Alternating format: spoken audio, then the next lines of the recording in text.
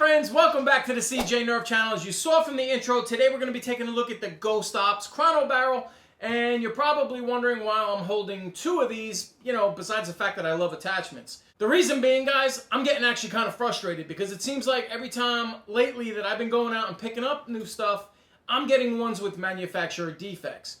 And the Ghost Ops barrel is no different. And that's why I want to point this out to you so you guys can see and check this before you leave the store so you don't run into the same headache that I'm running into right now. All right, my friends, both of these were purchased off of Walmart's website. So can you look at these two and tell me what's wrong with this picture? I'll even give you a second.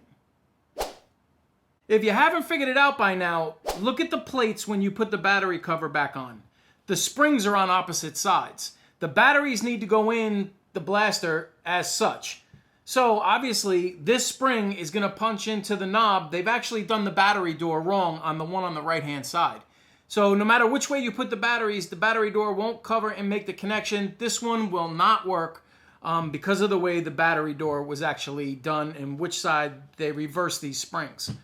It's just unbelievable how I always seem to manage to get these manufacturer defects. So thank God I bought two because it allows me to do the review since only one actually works. Now I have to take it back to Walmart and exchange it for either a new one or get my money back.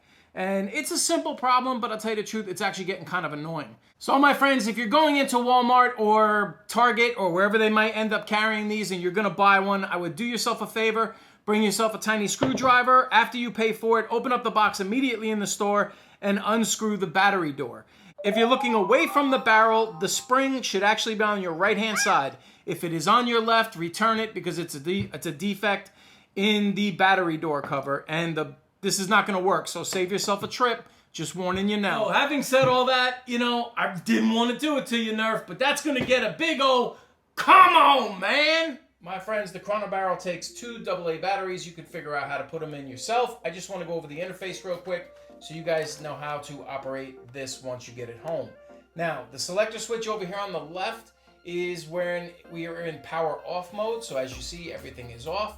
If we select this right over to the middle, that is to have the darts count down. So 6 is the standard size that they set it up with every time you turn this blaster on, meaning that's the count of darts that they're preset to. So you can actually increase it or decrease it depending on the size of your magazine. For demonstration purposes, I have a 12-round magazine inserted, so we're going to go ahead and put it up to 12. We're counting 4 feet per second on the chronograph. If you prefer meters per second as opposed to feet per second, just go ahead and press the plus button and the minus button at the same time and it will change it to MPS. We're going to switch it back to feet per second because that's kind of how I like it. And then you go ahead and fire, and as you do, the 12 will go down and you'll get a feet per second reading on every dart. For a slam fire, lowers the power, obviously. Once you get to 0, that means you're out of darts in your magazine. What you're going to want to do is obviously reload your magazine or insert a new one, and then press and hold the reset button here until it goes back to the preset. And then of course, if you put in a different size magazine, just minus or plus adjustable until you get to the count that you currently want. All right, guys, this time we're going to move the selector switch all the way to the right. And this time it's actually going to register at 0 because every time you pull the trigger now, it's going to count up.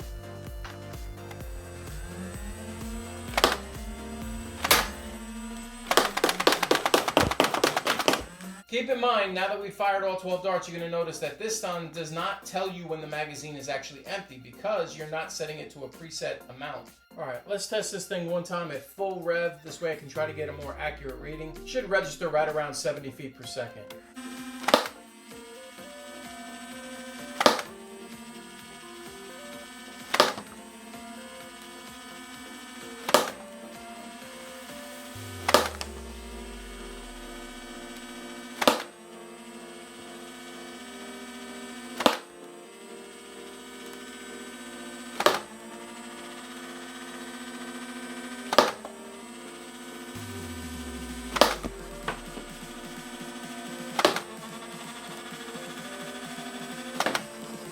Now guys, the one thing different from this as opposed to the chronograph that I used to use before it broke is that you can't actually go and look at the 12-shot average. Now that is something you can do on a far more expensive chronograph, obviously, but this actually gives you a great idea of what your blasters are shooting at. Guys, I did want to go ahead and test it in a Springer, so I went and got the MK2 Recon. When you try to get this on, it actually hits down here on this, so it won't actually go on the Recon MK2. You can file this off, obviously, and, you know, cut into the shell a little bit. All right, guys, I got the chronograph on the Delta Trooper.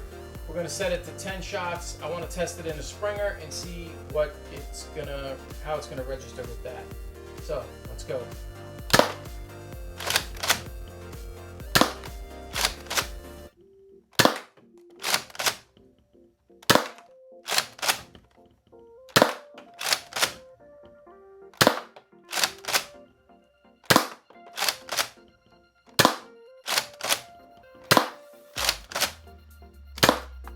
Yeah, not too bad at all. So guys, gals, what do you guys think and what's your opinion of the Nerf Modulus Chrono Barrel? For $14.97, it basically gives all the Nerfers out there an opportunity to be able to chrono test their blasters without spending over $100 on a regular chronograph. On a $100 chronograph, one of the things that you can do that you can't do with this one is actually get an average of however many shots you take. You can form a string in a more expensive one and then count down and it'll average all the shots that you took. With this one, you're not going to be able to do that, but you can simply write the results down, add them up, and divide by the number of shots you took. So, I mean, for a $90 price difference, that's not half bad. And the other bonus that the more expensive ones give you, you can test any sort of blaster in the world. With this one, you're going to be relegated to only ones that actually will take a front barrel attachment. I did try to test this on the Recon MK2. It would not go onto that blaster, but I just want to make that aware. I have not tested it on every single blaster that I own, so keep in mind you may find others that this won't fit on. I can only speak for the Recon MK2 at this point. It did fit on the Delta Trooper. It did fit on the Evader. I really don't see a problem with it going on the Tri-Strike and several others. If you're going to take one of these off the shelf at a store, I would recommend you bringing a small screwdriver and check that battery door like I pointed out earlier in the video. And all in all, I think for $14.97, this is a pretty awesome product, especially for that price point. So my friends, I hope you guys enjoyed this video. Don't forget to leave it in the comments of what you thought. Appreciate it. See you on the next video.